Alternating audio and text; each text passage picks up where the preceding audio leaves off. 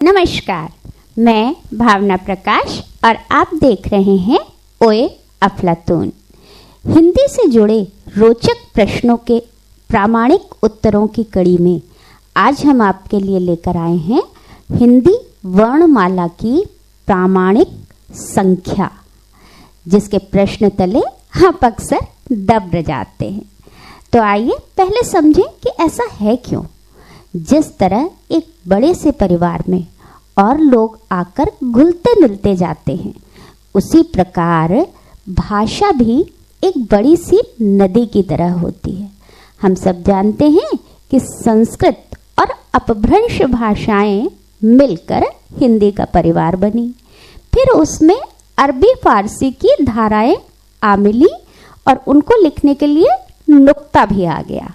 अंग्रेजी की धारा आ मिली, जिसको लिखने के लिए अर्धचंद्र का विकास किया गया और हिंदी के परिवार ने सबको अपने भीतर समाहित कर लिया। तो स्पष्ट शब्दों में कहें तो हिंदी वर्णमाला में सबसे पहले 11 स्वर थे और आयोगवाह 3 थे। व्यंजन 33 हुआ करते थे। धीरे धीरे क्या हुआ कि जो स्वर 11 थे वो तो रहे और साथ में आयोगवाह अंग, और अह भी स्वरों के अंतर्गत पढ़ाए जाने लगे। साथ ही विदेश से आए और अ भी स्वरों के अंतर्गत पढ़ाए जाने लगे। और इसी तरह व्यंजन जो 33 थे वो तो थे ही। ड़ और ढ़ भारतीय भाषाओं से धीरे धीरे विकसित हुए तो उन्हें पढ़ाना ही था। और फिर जो विदेशों से आए थे ख, ख, ग, ज और फ, उन्हें भी पढ़ाया जाना था। संयुक्ताक्षरों को भी पाठ्यक्रम में सम्मिलित करना आवश्यक था। तो देवनागरी लिपि और हिंदी वर्तनी का मानकीकरण के अनुसार अगर हम देखें तो हिंदी की वर्णमाला जो प्रामाणिक वर्णमाला है उसकी संख्या इस प्रकार दी हुई है और स्पष्ट दिया है कि हिंदी वर्णमाला में मूलतः 11 स्वर और 35 व्यंजन हैं।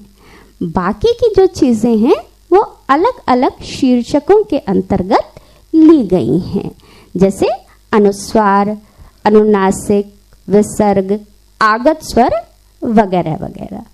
इन्हीं चीज़ों को अगर हम पॉइंट्स में समझें तो कहेंगे देवनागरी लिपि तथा हिंदी वर्तनी का मानकीकरण के अनुसार हिंदी वर्णमाला में स्वर 11 और व्यंजन 35 हैं, जिनमें हिंदी में बाद में विकसित ड़ और ढ़ शामिल हैं।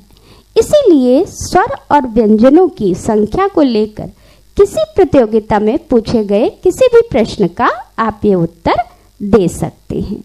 बाहर से आई ध्वनियों को उसमें गृहीत ध्वनियां शीर्षक के अंतर्गत शामिल किया गया है। अंग को अनुस्वार, अंग को अनुनासिक और अह को विसर्ग शीर्षक से लिया गया है। अब लगे हाथ इनका उच्चारण भी समझ लेते हैं। जब जबान तिरछी होकर तालू से झटके से स्पर्श करती है तो ड़ और ढ़ बनते हैं, जो ड और ढ से विकसित हुए हैं। इसी तरह जब पीछे की जबान पीछे के तालू से पूरी तरह स्पर्श नहीं करती तो ख, ख, ग नामक आगत ध्वनियां उच्चरित होती हैं। इसी तरह जब जबान के बीच का हिस्सा तालू के बीच के हिस्से से पूरी तरह स्पर्श नहीं करता तो आगत ध्वनि ज बनती है। और जब हमारे ऊपर वाले दांत से नीचे वाला होंठ थोड़ा सा गैप रखता है तो आगत ध्वनि फ बनती है। तो चलते हैं, फिर मिलेंगे ऐसे ही रोचक प्रश्नों के उत्तरों के साथ। तो तब तक के लिए अपना और अपनों का ढेर सारा ध्यान रखिए। अब तक ना किया हो तो चैनल को लाइक, सब्सक्राइब और शेयर अवश्य करिए।